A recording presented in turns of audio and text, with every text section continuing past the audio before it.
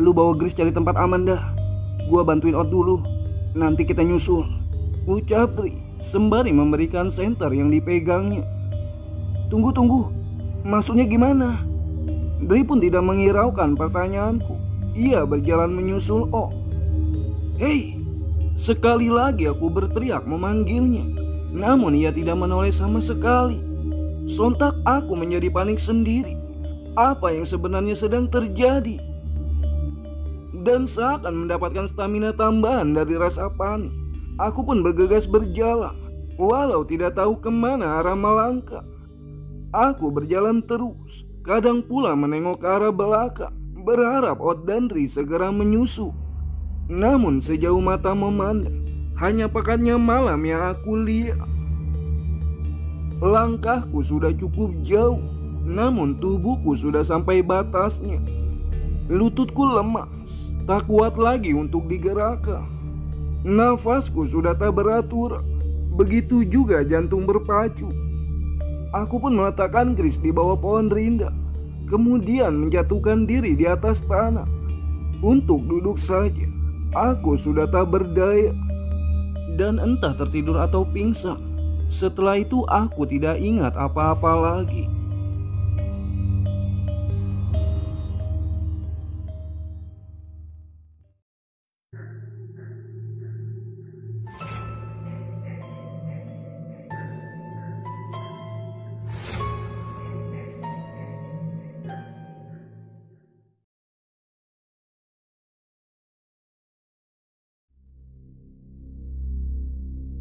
Saat ku terbangun, badanku terasa hangat oleh minyak angin. Baju basah yang aku kenakan semalam pun sudah tak ada. Kini sebuah selendang menyelimuti tubuh bagian atasku. Selendang yang ku kenali, karena selendang ini yang pernah dipinjamkan kepadaku. Aku pun juga baru sadar sekarang berada di dalam tenda. Ingin rasanya bangkit dan keluar dari tenda, melihat apa yang terjadi di luar sana. Namun apa daya, tubuhku tak bisa digerakkan. Seluruh badanku sakit, terutama bagian kaki ini. Jangankan untuk keluar tenda, duduk saja aku tak sanggup. Dan tidak berapa lama, Gris pun masuk ke dalam tenda, membawa air hangat di tangannya. Ia pun membantu mengangkat kepalaku supaya lebih mudah untuk minum. Maafin gue Yanda, ucapnya yang lembut. Untuk apa? Semuanya. Kalau begitu maafin aku juga ya, soal kesalahpahaman itu. Gris pun mengangguk dan tersenyum. Senyum yang sejak lama aku nantikan. Oh iya, Dri sama Ot sudah nyusul. Gris menggelengkan kepalanya. Tidak usah mengkhawatirkan mereka. Mereka berdua bukan orang yang lemah. Nanti juga datang, ungkapnya. Aku pun membuang napas pelan. Mungkin aku memang tidak perlu mengkhawatirkan mereka. Sebaliknya, yang harus kukhawatirkan saat ini adalah kondisi tubuhku sendiri. Lu istirahat aja dah, nanti gue bikinin makanan, pinta perempuan tomboy itu, kemudian berlalu keluar dari tenda. Berbicara dengan Gris rasanya seperti sebuah keajaiban. Aku tidak menyangka akan akrab dengannya, mengingat ia jarang berbicara. Dan lagi, ia sempat membenciku. Seharian ini aku hanya bisa berbaring tak melakukan apapun. Maka, minum, semuanya Gris yang sediakan. Sampai menjelang malam, Ot juga Dri tak kunjung datang. Padahal tempatku berada saat ini, menurutku tidak begitu jauh dari lokasi saat kami berpisah. Ada apa dengan mereka? Apa hal buruk telah terjadi kepada mereka? Aku pun mencoba bangkit dari tidur. Tubuhku rasanya sudah mulai membaik.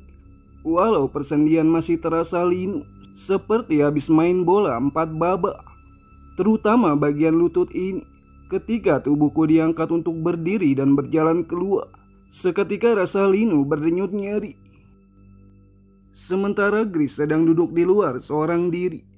Tangannya memeluk lutut sembari memperhatikan api unggun di hadapannya. Melihatku, ia datang menghampiri, kemudian memapakku berjalan mendekati api. Lalu kami duduk bersama. Perempuan yang kini memakai tank top dan celana pendek itu duduk di sebelahku. Baju yang semalam ia kenakan mungkin masih basah, karena satu setel baju terlihat sedang dijemur di dekat api. Malam yang gelap kontras dengan kulitnya yang putih. Ia pun menoleh menatapku dan tersenyum, menampakkan kedua lesung pipi yang baru aku sadari. Karena memang ia jarang tersenyum, bahkan mungkin hampir tidak pernah. Senyum yang ia perlihatkan sukses membuatku nampak seperti orang bodoh. Mungkin saat ini wajahku benar-benar terlihat bodoh. Aku sudah sering bertemu banyak perempuan atau mendaki bersama perempuan ketika masih di komunitas dulu. Hanya saja Grace berbeda dengan mereka. Ada semacam rasa senang saat perempuan di sampingku ini tersenyum. Fall in love, atau entah apa itu namanya. Aku seperti terkena candu. Aku ingin selalu melihatnya tersenyum lagi dan lagi. "Kenapa lu diem?" tanya Grace, sedikit mengagetkanku yang masih terpaku. Aku pun menggeleng, mencoba bersikap biasa saja. "Jangan-jangan lu omes ya?" Ia menunjuk wajahku kemudian tertawa meledeh. Sifat yang baru aku ketahui dari seorang Grace. Aku pun hanya menoleh sembari menautkan alis, seolah tidak senang dengan tuduhannya. Walau sejujurnya aku suka Grace dengan sifat yang seperti ini. "Bercanda," ujarnya, kemudian menepuk bahuku pelan. "Ini soal Ot sama Dri." Aku mengalihkan pembicaraan. "Kenapa memangnya?" "Takutnya mereka kenapa-napa." "Mereka bukan orang yang perlu kita khawatirin dah. Gue percaya sama mereka. Karena itu gue yakin mereka pasti baik-baik aja," tutur perempuan berlesung pipi itu. Kemudian tangannya melemparkan beberapa ranting pada bara api yang mulai meredup. "Ngomong-ngomong malam kemarin, sebenarnya apa yang kamu alami?" Grace pun kembali duduk di posisi semula. Tangannya melipat memeluk lutut. "Sebelum gue jawab, gue juga mau nanya sama lu. Kenapa lu mau gendong gue sejauh ini? Padahal Ot sama Dri aja belum tentu mau," tanyanya, sedangkan wajahnya menghadap ke depan, memperhatikan geliat api yang membakar ranting. "Aku gak punya alasan, Grace. Apa yang aku lakuin itu spontan dari naluri. Ketika ada yang kesulitan, ya sebisa mungkin aku akan menolongnya," jelasku. Grace pun menganggukkan kepalanya, memahami ucapanku. "Jadi gimana ceritanya malam kemarin?" Aku menatapnya dengan antusias. Ia pun membuang nafas panjang. Mungkin masih ada sedikit syok yang masih ia rasakan. "Sewaktu itu gue mau buang air kecil. Sedari awal memang udah berasa ada yang ngawasi. Karena hujan sudah mulai turun, gue gak mempedulikannya. Tapi sewaktu mau balik ke tenda, tiba-tiba ada serangan dari belakang. Sesuatu atau seseorang yang dorong gue sampai jatuh tersungkur. Terus kaki gue berasa ada yang nyeret gitu. Dan sadar-sadar sudah ada di atas pohon. Terang wanita di sampingku ini." "Kamu melihat sosoknya nyeret kamu?" Grace pun menggelengkan kepala. "Jangan-jangan yang narik kamu itu si Ita, yang selalu ganggu kita." "Nggak tahu juga sih dah. Gue nggak sadar saat itu. Gue nggak inget apa-apa lagi." Tumpukan ranting yang terkumpul satu persatu mulai habis. Begitupun waktu yang berjalan setiap detiknya, membawa malam ini semakin larut. Entah kenapa, mataku sama sekali tidak memberikan tanda-tanda akan datangnya kantuk. Seperti tidak rela malam ajaib ini akan cepat berlalu. Mungkin malam ini malam yang paling indah yang pernah aku lalui bersama seorang wanita. Sampai-sampai aku melupakan tubuhku yang masih berdenyut nyeri. Juga beratnya malam kemarin yang aku lalui. Semuanya terasa aneh dan ajaib.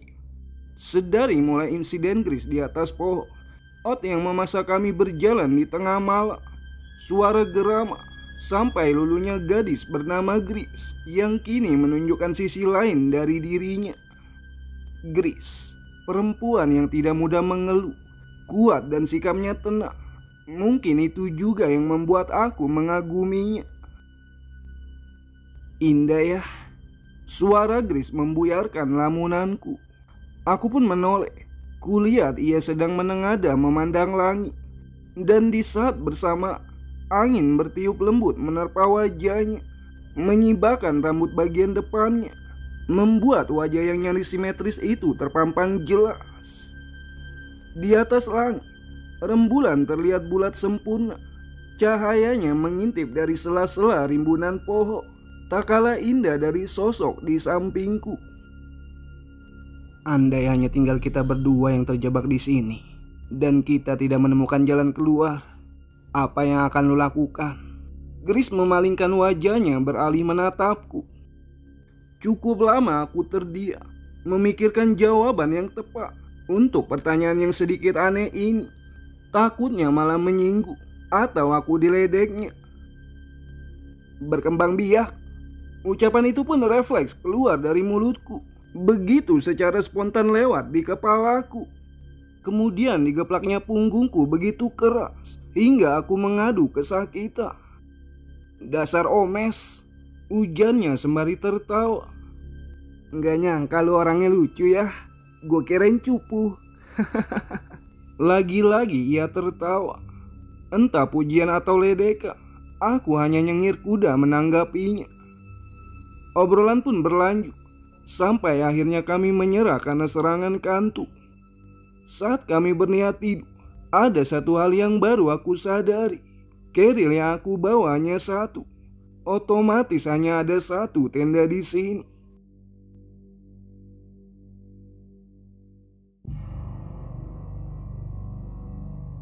Aku berada di sebuah tempat yang gelap, sepi dan juga dingin. Badanku bergetar karena menggigil. Aku pun berkeliling mencari penghangatan. Sampai sebuah cahaya muncul, disertai kedatangan seorang wanita yang sangat ku kenali. Beliau pun tersenyum bahagia saat melihatku. Tapi saat aku mendekatinya, sosok makhluk berwarna hitam tiba-tiba datang menarikku menjauh. "Ibu!" Teriakanku menggema memanggilnya. Namun aku tak berdaya. Sosok hitam itu menarikku dengan paksa menjauhi ibu. Hingga terasa ada tangan yang menyentuh pipiku dengan lembut. Disusul suara halus terdengar sama. Perlahan ku buka mata ini, menyadari yang terjadi barusan adalah mimpi. Hanya mimpi.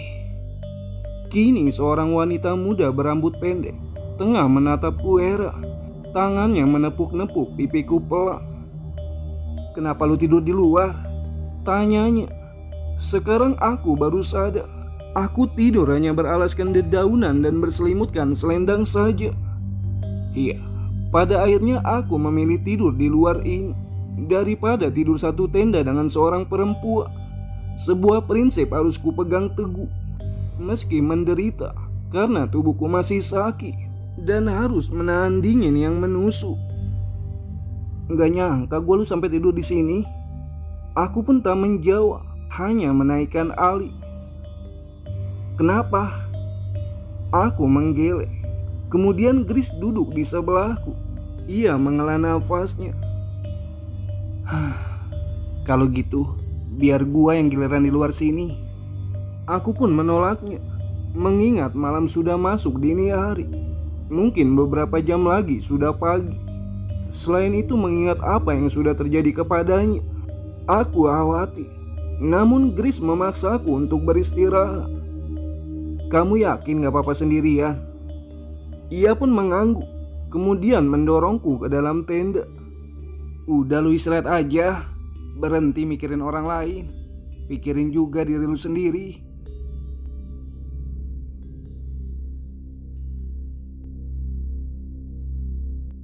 Aroma makanan memaksa mataku ini perlahan terbuka.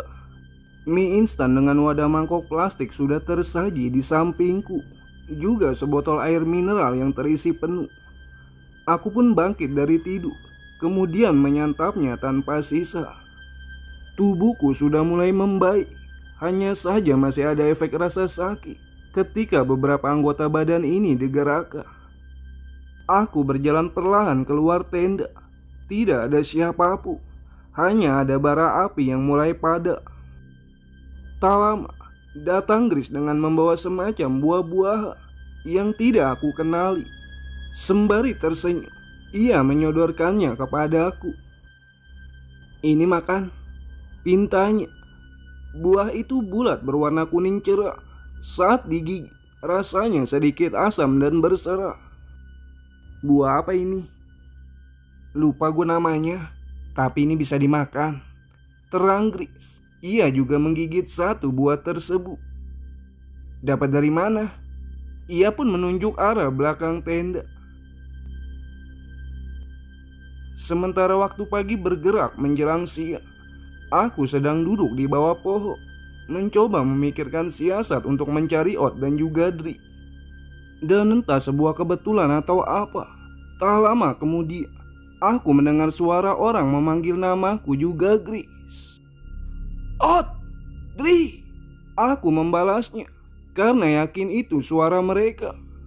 Buru-buru aku menyalakan api agar asap yang dihasilkan bisa dilihat mereka dan juga akan menandai keberadaan kami. Dan tidak butuh lama, Ot juga Dri datang dari arah kanan tenda dengan keadaan sedikit tragis.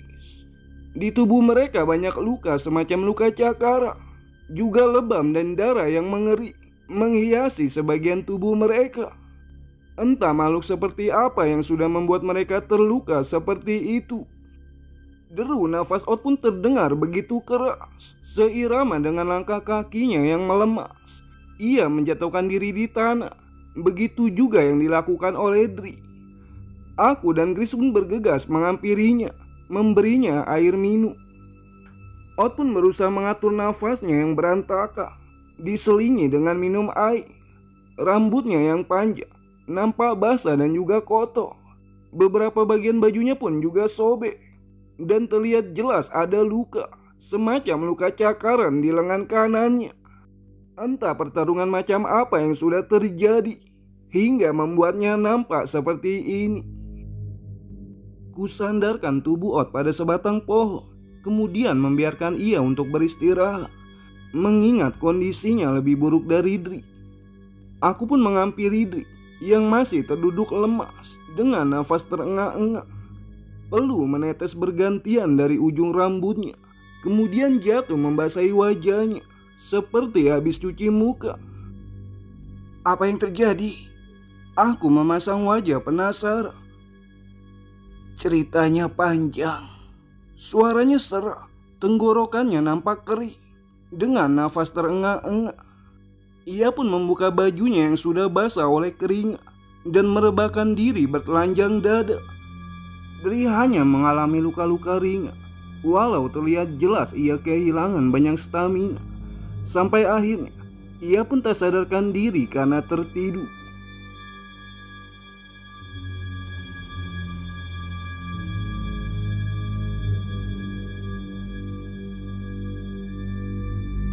Hari-hari lalu, hujan mengguyur hutan hampir setiap malam, membuat hutan ini semakin gelap dan mencekam.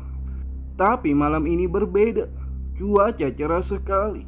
Serangga dan hewan malam pun tahu bahwa malam ini malam yang tepat untuk bernyanyi. Angin pun berhembus, menyapa ranting demi ranting, hingga sampai ke lubang hidungku, membawa aroma khas tengah hutan.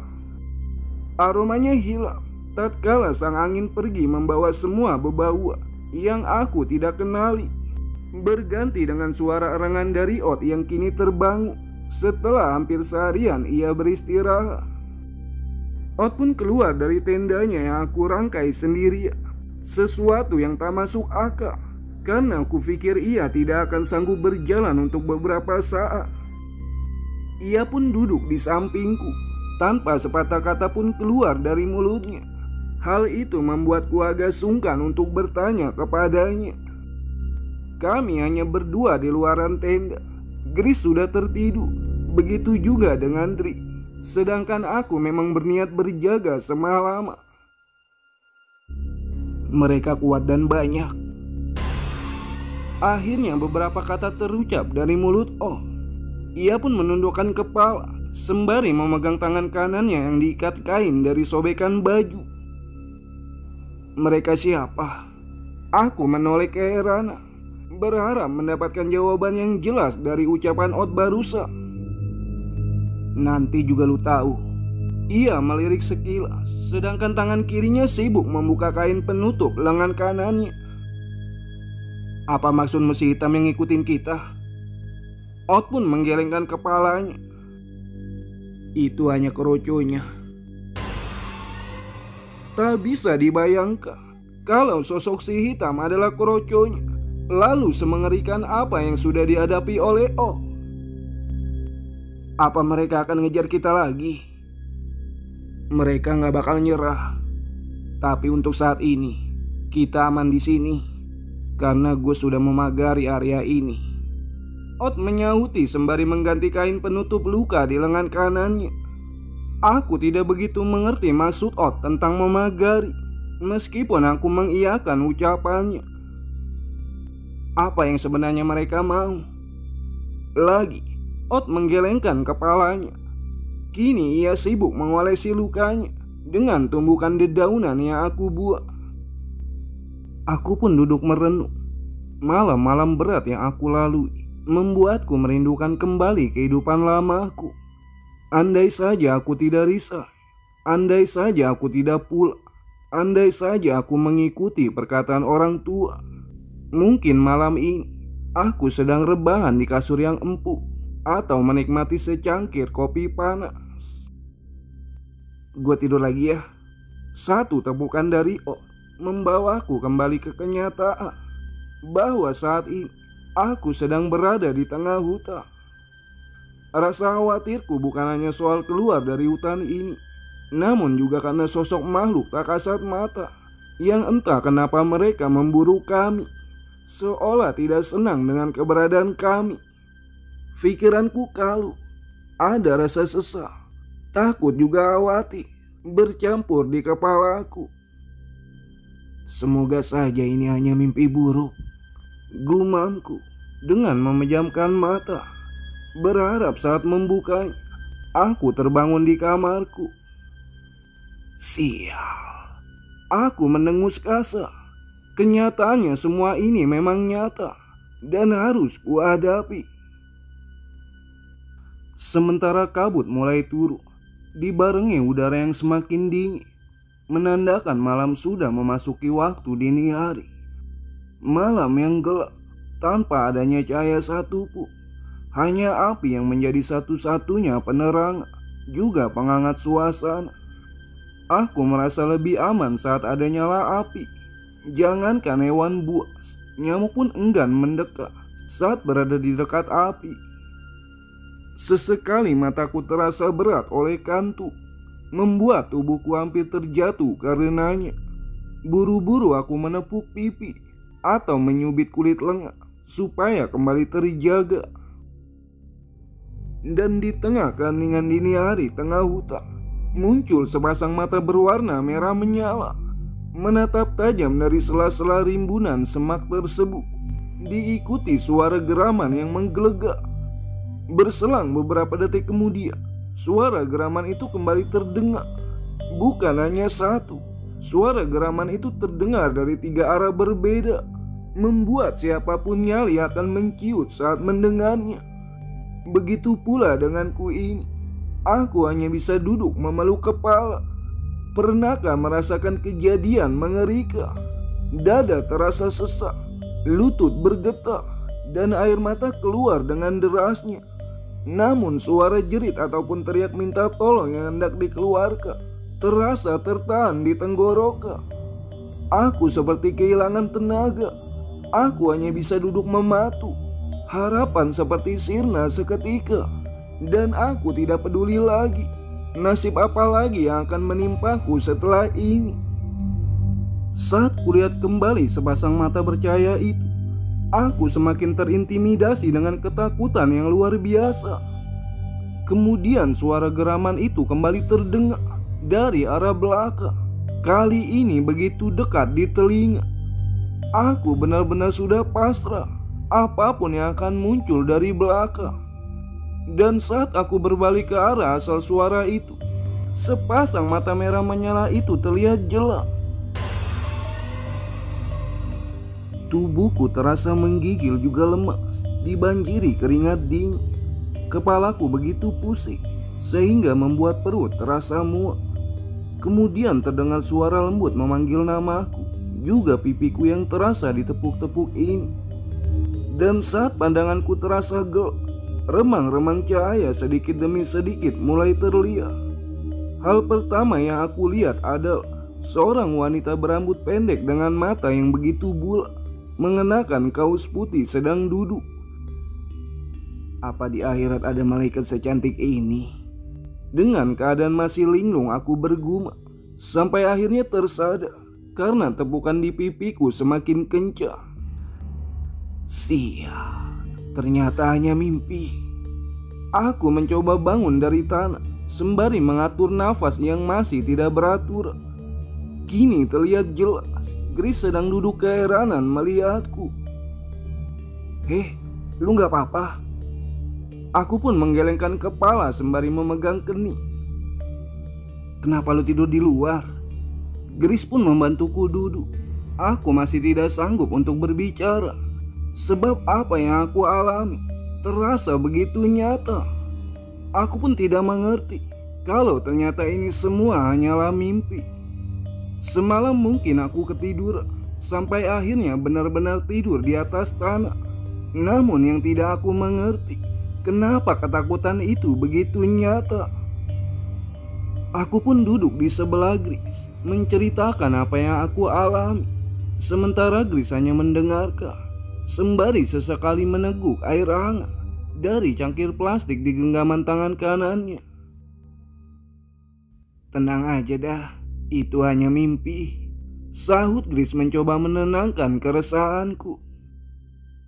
Apa lu merasa takut setelah melihat keadaan Ot kemarin? Sambungnya. Mungkin.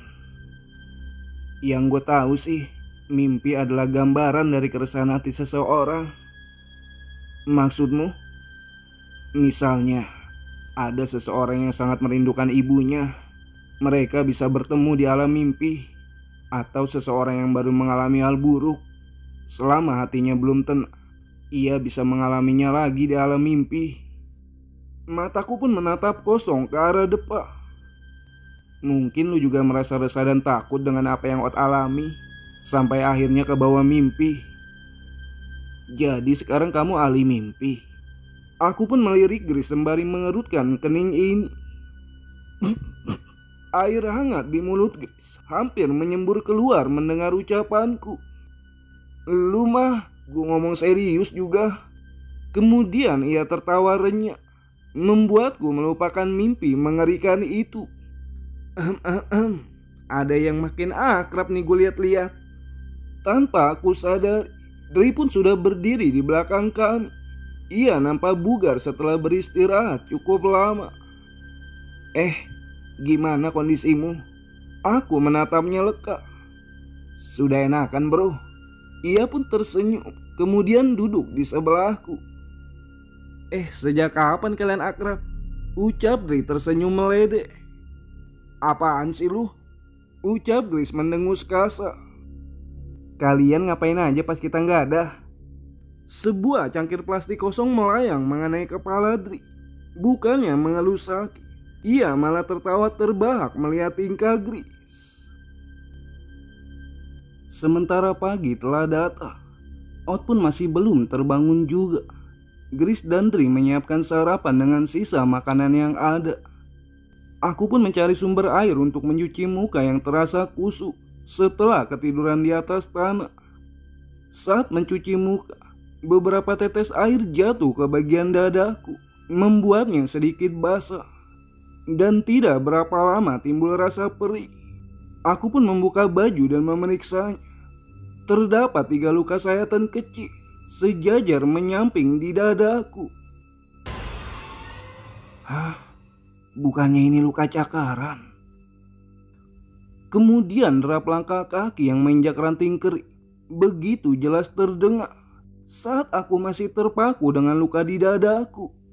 Langkah itu menjauh, seolah hanya melintasi tempatku berada. Siapa itu? Aku pun langsung waspada, celingukan mencari asal suara. Sementara kabut turun menyelimuti seluruh hutan, membuat waktu yang sudah menjelang siang ini terasa seperti masih pagi buta. Jarak pandang juga tak begitu jauh, namun mataku masih bisa melihat jelas. Ada seseorang memakai pakaian serba putih yang berjalan pelan di balik pepohonan. Hei, ada orang di sana. Aku memanggil sosok berpakaian serba putih itu. Tolong kami tersesat. Kali ini aku berteriak supaya sosok tersebut berhenti menjauh dariku. Namun ia sama sekali tidak memperdulikannya.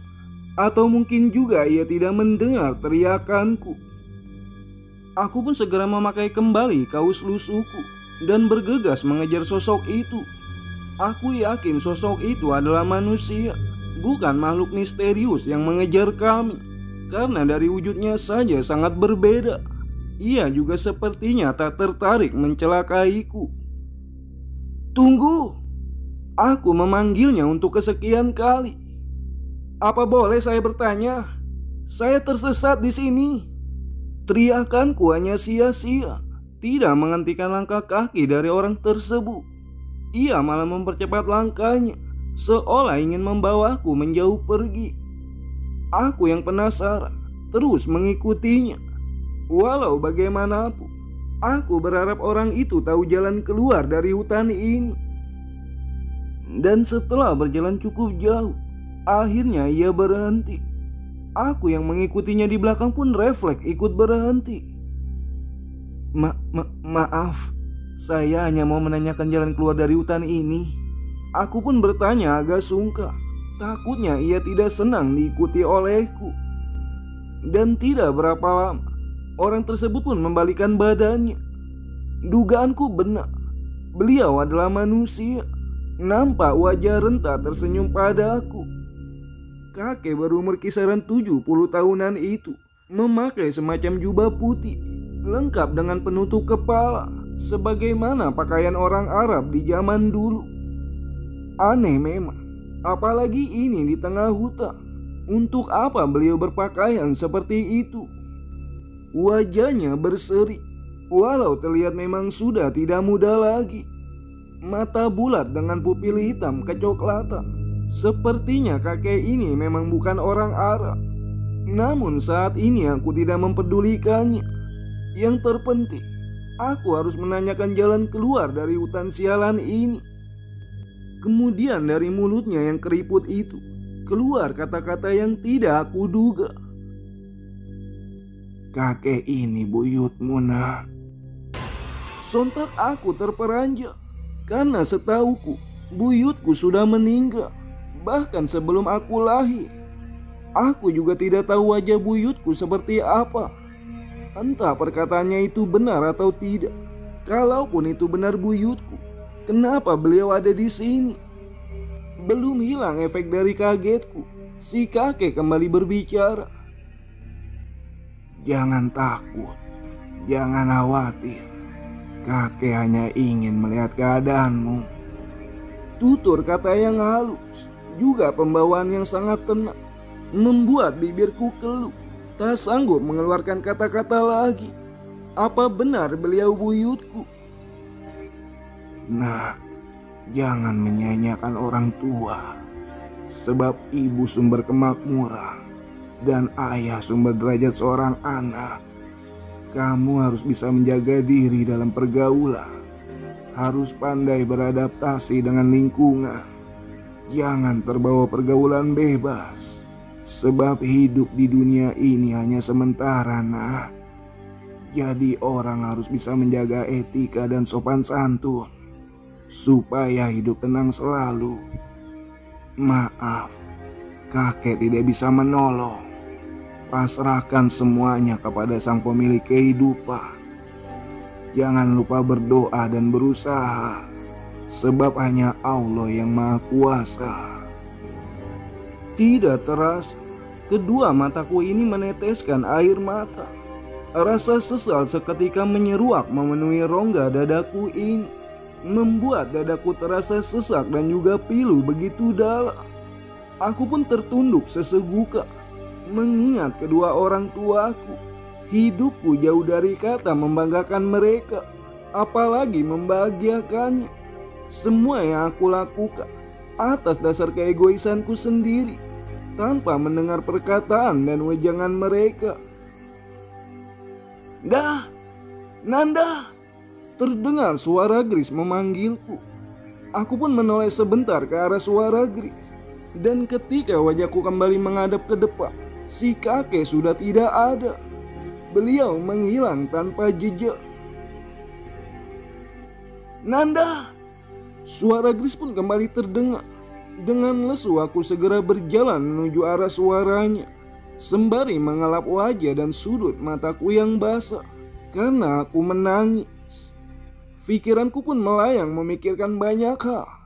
Kini aku mulai percaya kakek itu adalah kakek buyutku. Entah kenapa aku seperti punya ikatan batin dengan beliau. Tutur katanya pun hampir sama seperti kakekku. Setibanya di tempat Gris berada, ia pun kebingungan melihatku. "Habis dari mana?" "Nyari kayu bakar." "Kayu bakarnya mana?" "Nggak dapat." Rupanya Gris tidak menyerah. Ia menilik wajahku begitu lekat dengan kening yang mengkerut. "Lu nangis ya?" ucapnya dengan nada meledek. "Kagak."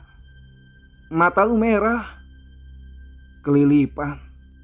"Oh ya udah, sarapan yuk," pungkasnya sembari menepuk bahuku. Kemudian ia berjalan duluan menuju tenda. Satu panci berisi mie instan yang hampir tidak kelihatan seperti mie karena dicampuri banyak sayuran dedaunan yang aku sendiri tidak tahu daun apa. Ini dilakukan karena perbekalan kami mulai habis. Aku sendiri pun baru menyadarinya. Kami terlalu fokus dengan makhluk yang mengejar kami sampai lupa kalau perbekalan logistik mulai habis. Seperti biasa, mie dalam panci kami tuang ke atas piring plastik. 4 piring plastik sudah penuh dengan dedaunan bercampur mie. Lebih tepatnya penuh karena kuahnya yang banyak. Sembari menunggu minyak agak dingin, aku pun menoleh ke arah Gris. "Ini sayur apa?" tanyaku penasaran. "Pakis," ucapnya, kemudian kembali meniup makanannya. Jujur, aku tidak begitu suka dengan sayuran, apalagi pakis yang sama sekali belum pernah aku rasakan. Setelah aku makan, sayuran ini tidak berasa, namun aromanya yang khas membuat aku agak susah untuk menelannya. Andai ini disajikan di rumah, aku lebih baik memilih lauk lain daripada harus makan ini. "Besok makan apa?" Aku pun menyela sebelum semuanya menyuap makanan. Sesaat kami semua pun terdiam. "Tenang, ada ahli berburu di sini," ujar Di dengan pongah. Ia pun menunjuk dada dengan jempol tangan kirinya. Sendi bersuara gemelutu saat aku menggerakkan beberapa bagian tubuh ini. Perlahan aku keluar dari sleeping bag setelah seharian tidur akibat bergadang semalam. Aku pun menengok keluar tenda. Cuaca masih terlihat sama. Hutan masih diselimuti embun. Hingga siang ini pun masih terasa dingin. Kurai jaket sweaterku yang sudah sobek dan lusuh karena sudah lama tidak dicuci. Selesai memakainya, aku pun beranjak keluar tenda. Di luar nampak sepi. Langsung saja aku menuju sumber air untuk mencuci muka. Sebelum sampai, terdengar ada yang memanggil. "Dah!" Aku pun memutar tubuh. Kulihat Ot sedang duduk di akar pohon. Tangannya sedang meraut batang pohon sebesar genggama. Ujung batang itu dibuat runcing seperti senjata. "Untuk apa?" Aku pun menghampirinya sembari menatap batang runcing itu. Untuk apa lagi? Berburu, ungkapnya. Gerisa Madri kemana? Mencari sesuatu yang bisa dimakan. Setelah mendengar penjelasan aku bermaksud melanjutkan pergi ke sumber air. Sepertinya untuk beberapa hari ini kita tinggal di sini saja dulu. Perkataan Ot pun membuat aku kembali memutar tubuh. Apa kamu menyerah? Tanyaku penuh dengan rasa penasaran. Kemudian aku duduk di sampingnya. Bukan gitu. Lalu? Gua belum mendapatkan insting lagi ke arah mana kita berjalan. Terang tangannya masih sibuk memperuncing senjata barunya. Sebenarnya aku tidak mempedulikannya. Memaksa jalanku kalau tanpa arah, tanpa keyakinan, hanya akan membuang waktu dan tenaga. Kemudian Ot pun bangkit dari duduknya. Batang kayu yang ia serut sedari tadi kini menyerupai tombak. Tombak itu kemudian ia pegang dengan erat. Lalu dengan lihainya ia melemparnya ke arah sebuah pohon. Tepat, tombak itu menancap persis di tengah pohon tersebut. Ot pun menaikkan alisnya, kemudian menoleh kepadaku sembari tersenyum sombong. Jadi, lu keberatan? Aku pun menggeleng, kemudian berlalu pergi ke sumber air. Setelah mengalami banyak keanehan hari ini, kini pikiranku kembali bertanya-tanya. Apa benar ketiga temanku ini pendaki?